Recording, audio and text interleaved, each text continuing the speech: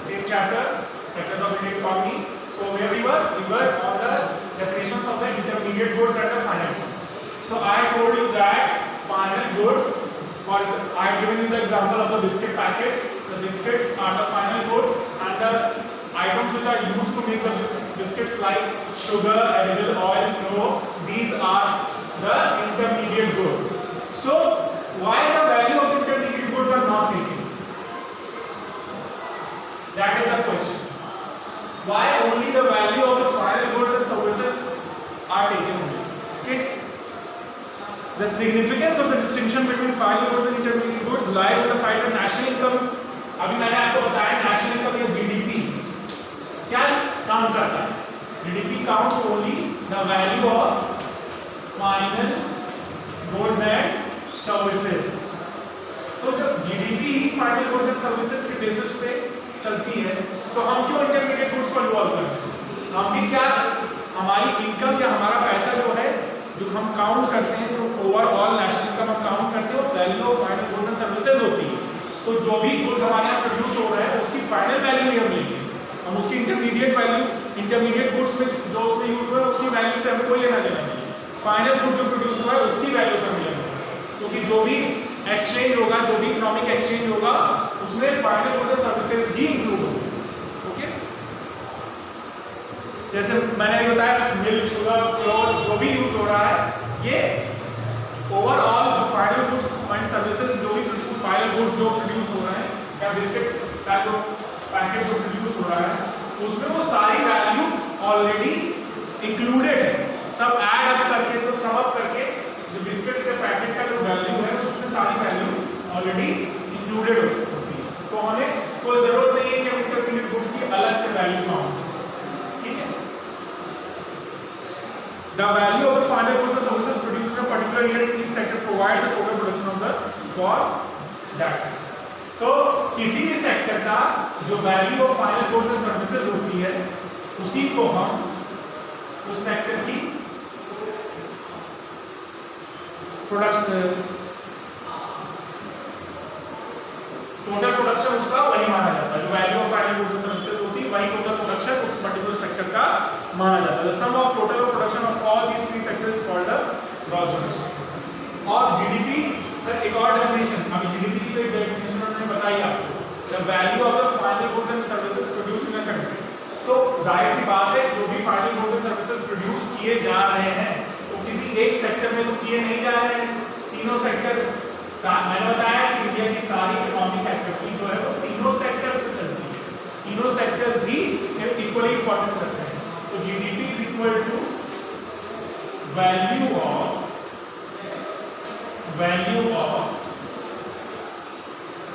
Final goods and services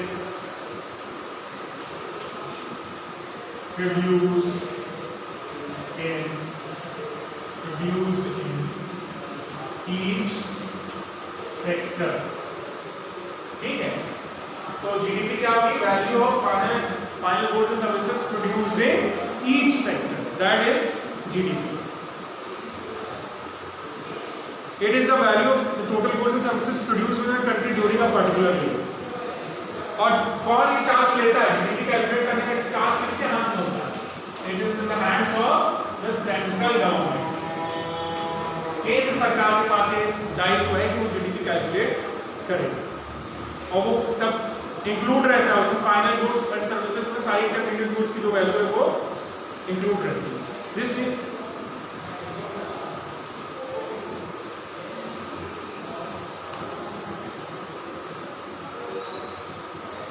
अब इसमें एक और होती है जीएनपी. जीएनपी क्या होता है? इसमें जीडीपी तो सिर्फ जो locally final goods and services जो कंट्री में प्रोड्यूस होते हैं विद इन अ कंट्री, वो होती है जीडीपी. लेकिन जीएनपी क्या होती है?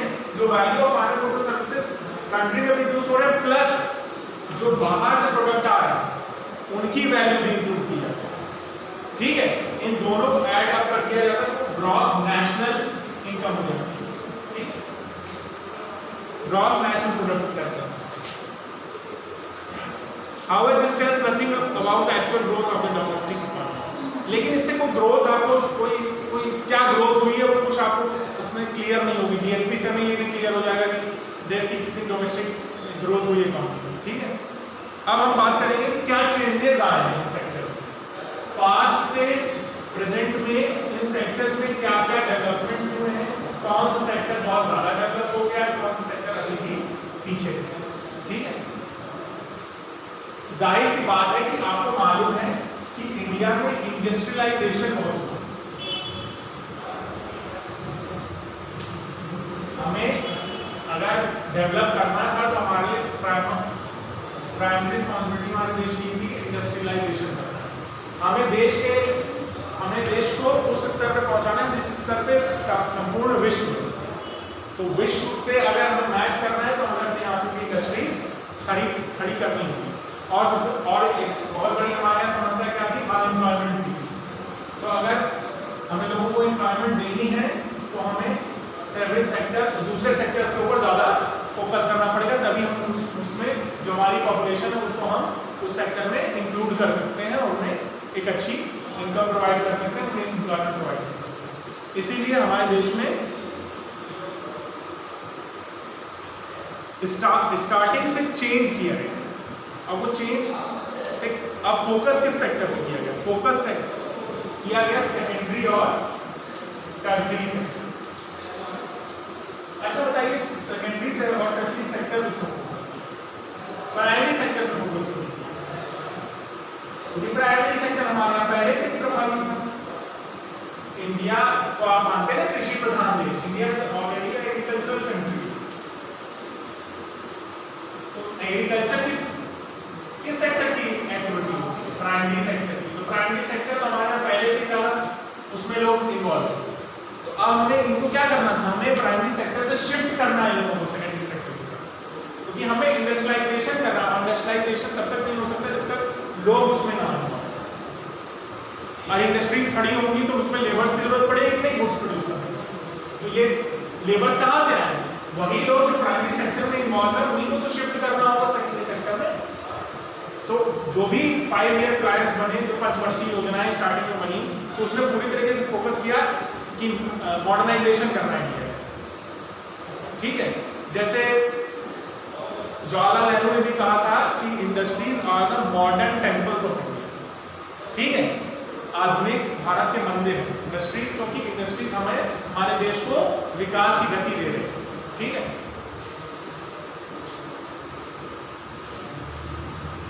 Economic growth bring about structural changes in the economy of the country. There is a shift. देखिए अब शिफ्ट हुआ है प्राइमरी सेक्टर से, अब तो इकोनॉमी शिफ्ट हो रही है टर्शियरी सेक्टर और सेकेंडरी सेक्टर की तरफ शिफ्ट हो रही है। इन्वेस्टमेंट भी आपका सेकेंडरी और टर्शियरी सेक्टर में अब ज़्यादा होगा, ठीक है। इसका आप देख सकते हैं, यहाँ पर टेबल दी हुई है, इसमें से आपको बहुत अच्छे से क्लियर हो जाएगा कि प्राइमरी सेक्टर में कितना अब जो वर्कर्स हैं वो प्राइमरी सेक्टर से कितने शिफ्ट हो रहे हैं सेकेंडरी सेक्टर, ठीक है। 2 sector classification. Similarly structural change in economy में आल्सो। अब देखिए contribution of different sectors to the gross domestic product. पहले क्या कंट्रीब्यूशन था, प्राइमरी सेक्टर का, टर्शियरी सेक्टर का और सेकेंडरी सेक्टर का, जिसको अब अगर हम 1950 से कंपैरिजन करें आज, तो हमें बहुत ही ज़्यादा चेंजेस देखने को मिले। और प्राइमरी सेक्टर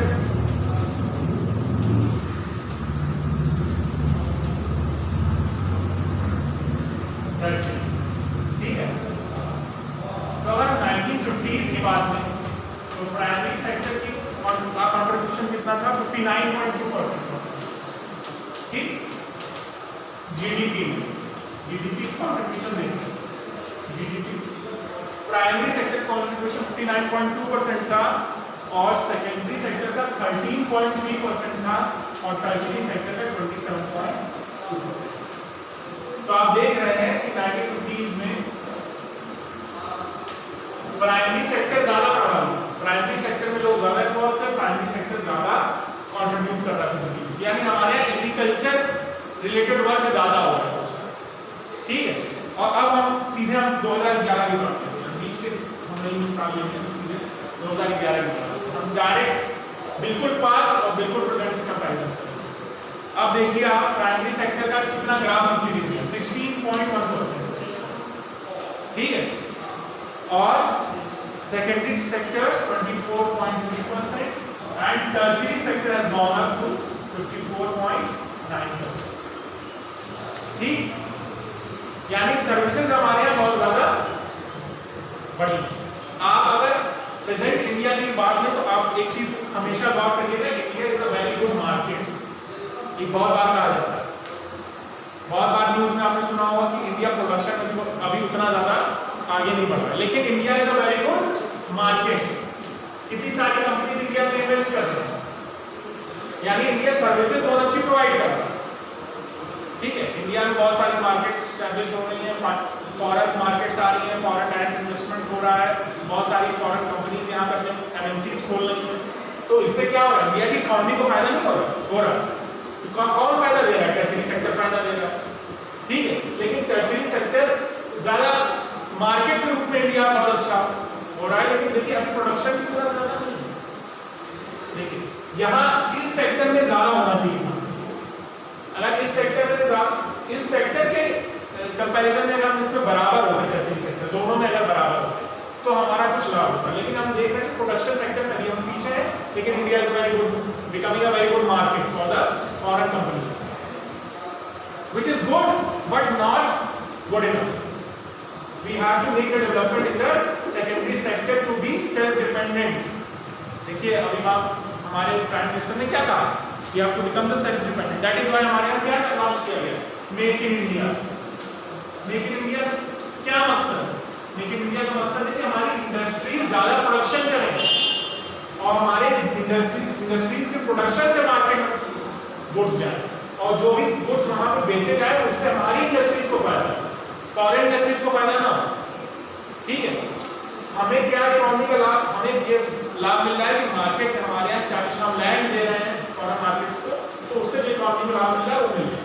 लेकिन अगर हम ज्यादा प्रोडक्शन करने लगेंगे तो हमारे इकोनॉमी ज्यादा अच्छे से बूस्ट हो सकती है। तो हमें अब फोकस इस पे करना है, the share of secondary sector should be increased, relative share of the three sectors. अब वही बात करने जा रहे हैं, रिलेटिव सेक्टर्स।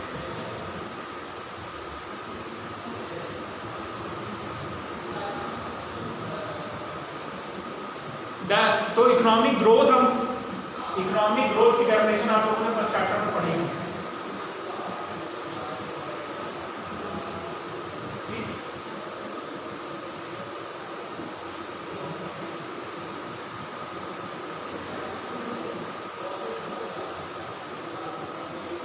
क्वांटिटेटिव कॉन्सेप्ट था कि ज्यादा अमाउंट में प्रोडक्शन करना, ठीक है, उसी को इकोनॉमिक ग्रोथ कहते हैं, ठीक।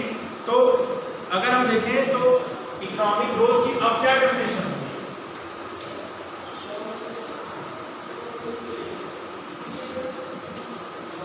To decrease the share of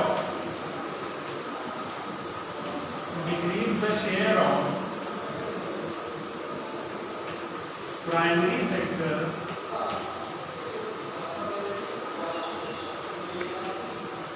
and increase the share of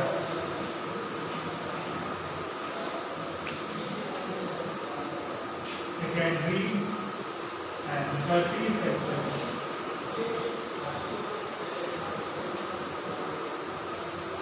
is called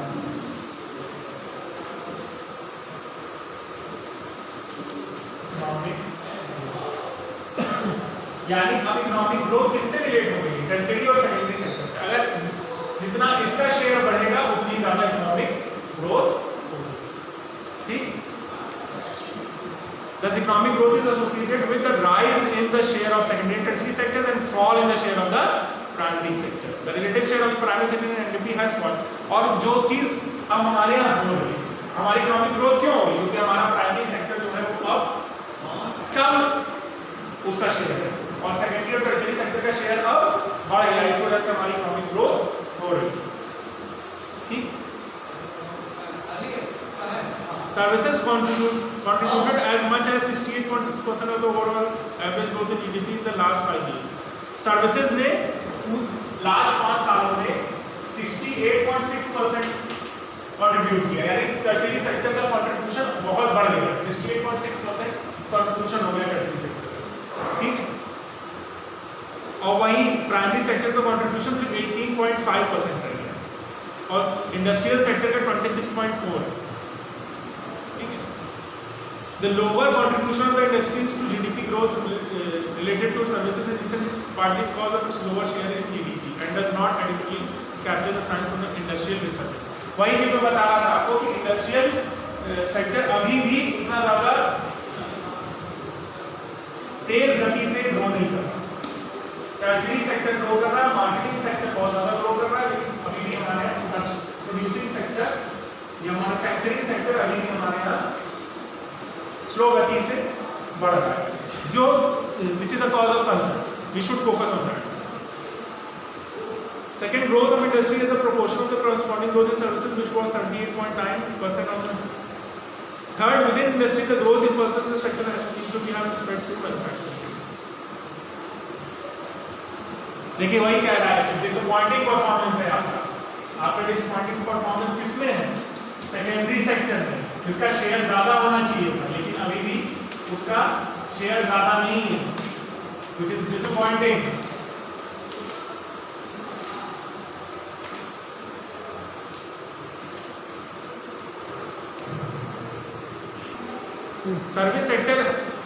Service sector has continued to be broad based among 3 sectors of the services. देखिए सर्विस सेक्टर्स अभी भी ब्रॉडली ज़्यादा यूज हो रहा है।